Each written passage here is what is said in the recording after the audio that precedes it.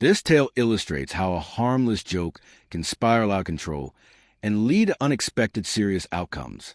It all kicked off as most things do with a company party. After a fun evening with my coworkers, I got a call from my wife and I drove her home safely. On the way, my loyal companion casually recounted how the night had gone. We ate, drank, and then the contest with the WS started. I even won a certificate. There were fun games like charades, all sorts of things really. Everyone had a blast. I got to see the guys in a new light, and it was awesome that we all gathered for more than just drinks. She trailed off mid-story with a big yawn. By then we had pulled into the driveway. I didn't press her for any more details. The following days were pretty typical, work, home, and spending time together, but I noticed something odd. My wife started acting a bit edgy, especially before work. I tried to gently ask her what was bothering her, but she just laughed it off and changed the subject. I didn't push it further, but I became more observant. Then one evening at dinner, she dropped a bombshell. "Hey, you finished early and passed pretty close to my office. Would you mind picking me up by car?" "Of course, no problem," I said, trying to keep a straight face. But I couldn't help myself. "What's going on anyway?" "Nothing, just," she replied quickly. "That's all." She brushed it off just as easily. I wasn't completely convinced, but I didn't object. If it was something serious, she would have told me, right? I was hoping.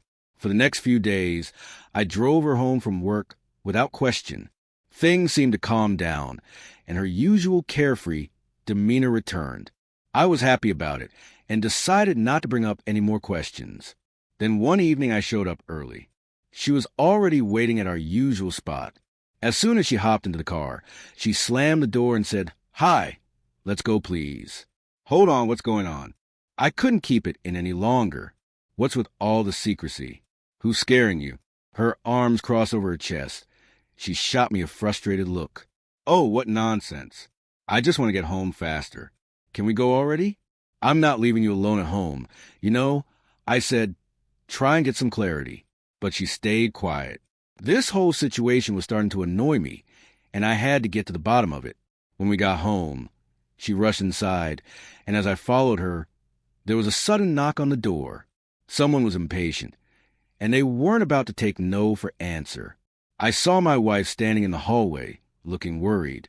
But before I could say anything, a disheveled and obviously upset colleague burst into the apartment. "I can't take it anymore. I've waited too long. You promised. And I won't be just entertainment for you," he shouted, bursting into the apartment. I quickly put my hand on his chest to stop him. "What are you doing here?" "I came to tell the truth." He snapped, then turned to my wife. "Did you think it was just a one-time thing? You slept with me, and now I'm supposed to calm down? This is all I need from you. I love you, and I won't back off." That was when my patience finally snapped. I want to get the details from my wife's clueless boyfriend.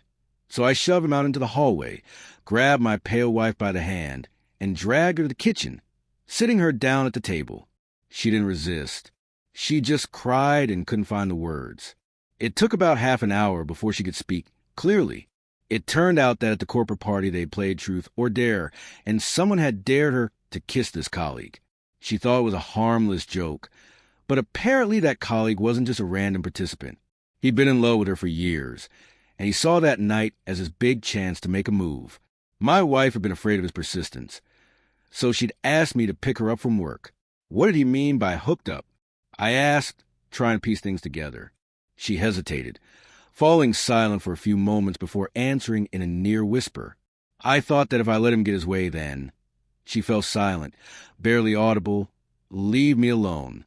"I'm not leaving you alone," I muttered, frustrated. "I didn't know he was coming here.